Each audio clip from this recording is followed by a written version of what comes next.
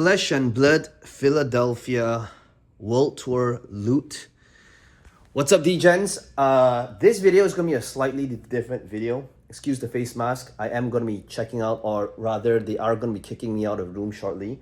So I wanted to be able to shoot a quick video before I pack up to walk you guys through some of the different things that vendors sold, the different promos, stuff that we got. It is not going to be the typical degenerate type of video. Unfortunately, when it comes to gold falls and packs, I'm not really sure if there's anything I really want. But I wanted to be able to show you guys the cool stuff that was from this weekend. So at the merch booth, we wanted to be able to get this promo right here, which comes in the Romping Club is behind. So it's the Reinar together with Romping Club. And to do that, you got to be able to buy $150 worth of stuff a day. So we have the t-shirts. They give you a really cool scorecard as well to keep points. They sold the Convention Center Light and Dark promos again. Now, this is something I'm not so sure how to feel about it because, first of all, I paid premium for it when it first came out, so I didn't have to line up, and now they're selling it at retail again.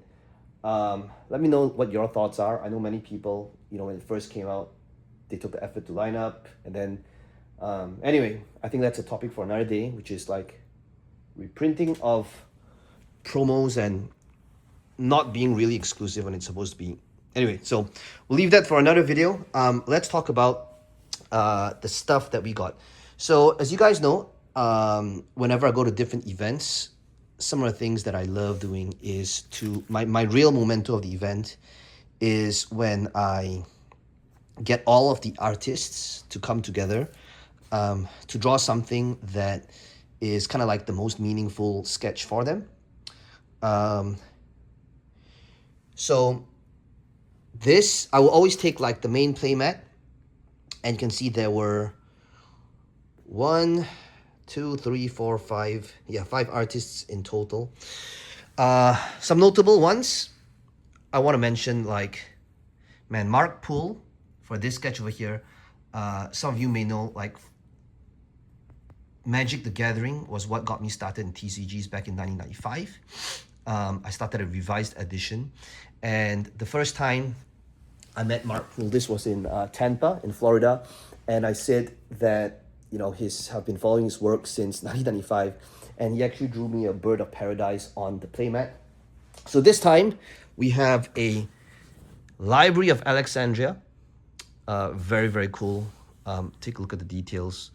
And what was even cooler was the fact that he didn't even want to charge me. He's like, he's like, man, don't worry about it. But anyway, I insisted. We had a great chat, and this is very, very cool. So this was a sketch. This is Federico's sketch, Jarl. I think this is Mangle, right? Very cool. So another cool playmat to keep. This is obviously the promos. Now I do have a confession. Initially, when I first saw the promos, I thought it was very underwhelming, but it looks way better in person. I think like the poor lighting right now doesn't even do it justice, but it does really look way better in person than in the pictures. So I bought the souvenir package, and I also played at the side events each day. I'll talk about some of the bigger deals that we did, but then let's talk about the games. I played, these were my 2 matchups. By the way, this is currently my favorite box. I think they look amazing when it's on a wall. But I played Florian. My game plan rather, was to basically dodge the top 3 meta heroes. But unfortunately, that game plan did not do well. I had a lot of fun, but I played terribly. I basically won 3 games, and that was winning last game when the opponent, we were just kind of playing casually. Anyway, so that was my Florian game plan that failed. It's also because probably I'm a one-trick pony, and this is the only deck that I currently know how to play in the meta.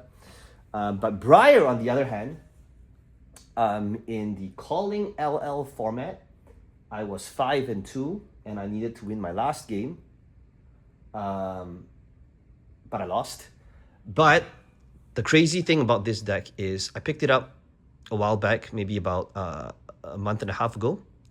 And one of the games, I was down to 1 life, and I returned 40 plus damage in a mountain with Force of Nature into a E-Strike, which drew into an E-Strike, which drew a Rebel. And obviously, you know, this is a very fair and balanced format. I'm not sure what's going to happen to the format. You guys let me know what you think about the LL format and the future of it. It looks like it is not going to be a competitive format moving forward. So, yeah, sometimes I feel like this format, it really is dependent on who wins the dice roll. And that kind of increases your odds to win by like 20%. So, coming back to, so these were the decks I played. Over here, we have some random, I thought this was in round 1. I love going to this place in Japan. I didn't know that they have this literally 5 minutes away from at the hotel here in Philly. So I played some of the arcade games here. These were the collectibles. Let's take a look at this one over here. So this gold foil is from Evan, winner of US Nats, as well as this was from Kansas City. Okay, for the gauntlet, yes, I know the gauntlet out of all of the gold foils is probably the most underwhelming one. But as a collector, I think it's still going to be nice on the display. Some people ask if I'm going to get the new one, and what are my thoughts? Well, I think that LSS is definitely doing something right in the right direction in terms of collectability of high-end grails. It does, in a way, look like a Marvel with an embossed gold foil stamp. I still think it looks amazing, and it's, you know, a step towards the right direction. What I think will happen to the prices is, as always, when there's one in the market, it'll be like, you know, and this happens all the time. If you're somebody that's trying to look for a grail, what will happen is typically the winner will be at this high, right?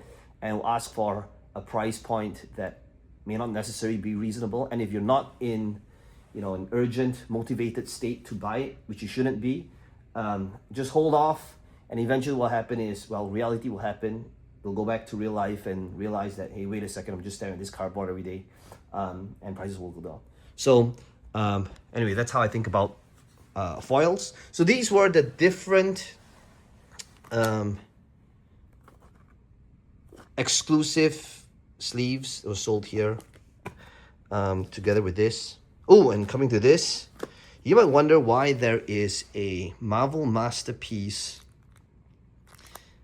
unopened pack from, I believe this should be 1992. Let me see. Yeah, it looks, it's out of focus because of the bad lighting, but it does say 1992 over here. And this is basically, someone came up to me, Phil, and he follows the channel, and he noticed that in one of my previous videos, I talked about how this was literally the first ever booster pack that I opened. And he gave me this unopened booster pack, which I find, you know, super, super meaningful. Thank you so much, Phil. Truly, this is a gift that I will probably slap this and put it, you know, on display. But 100% I'm slapping it. It means a lot. Thank you so much for, you know, following the channel and this very, very thoughtful gift. So this would be a 1992 Marvel Masterpieces unopened booster pack, which is pretty much what got me into collecting cardboard to begin with. Very cool. Yeah, this was part of an old trade, and that's the balance. So we'll take a look at some signed cards. So one of the things that I love doing is getting artists. I think that Mark's, you know, colored signature looks amazing. Rather, all the colored cards looks amazing. Let me show you like some notable pieces. Got some amulets. Didn't manage to complete a full set this time around. But yeah, if you take a look at Federico's signature over here, I gotta say that doing this is very time consuming. Well, in the grand scheme of things, it's not time consuming, but in comparison to other signatures. So if you want a color signature, it typically costs about 3 times more than a normal signature. I think a normal signature is like 7, which is like this. This also looks amazing. This is typical shadow sign, but for a colored one, it's $20. But even though it's 3 times more, I would say that it takes maybe 7 to 10 times longer, because the artist has got to change pens like 8 times or something per card. So it takes more time, but I do think that the color signatures, this was actually inspired, getting signatures on dragons was actually inspired by a Facebook want to sell post. I saw somebody wanting to sell an entire set of dragons that were all signed, and I thought it just looks amazing. So that's what I aspire to do now. And whenever I see an artist at an event, that's what I'm going to do. Another cool card is this card right here. I got this card from Fab Foundry. Shout out to these guys, because this is the first time I have actually seen a card that's misprinted like this. I mean, I've seen it like not on a post, but not in person. So I thought it's just one of the awkward, cool things to get. So yes, I bought pretty much a barcode. Try to scan it to add to the collection. Let's see if there's other things. Yeah, I think yeah, a play set of CNCs by Federico as well. I think it just looks so cool.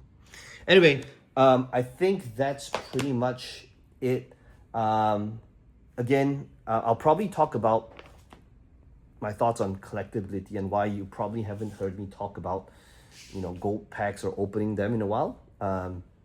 First of all, after completing the set, I should take this off by now. After completing the set, in full transparency, I really don't know what else to collect.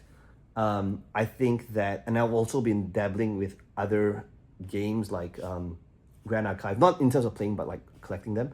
So I think there's another topic for another video.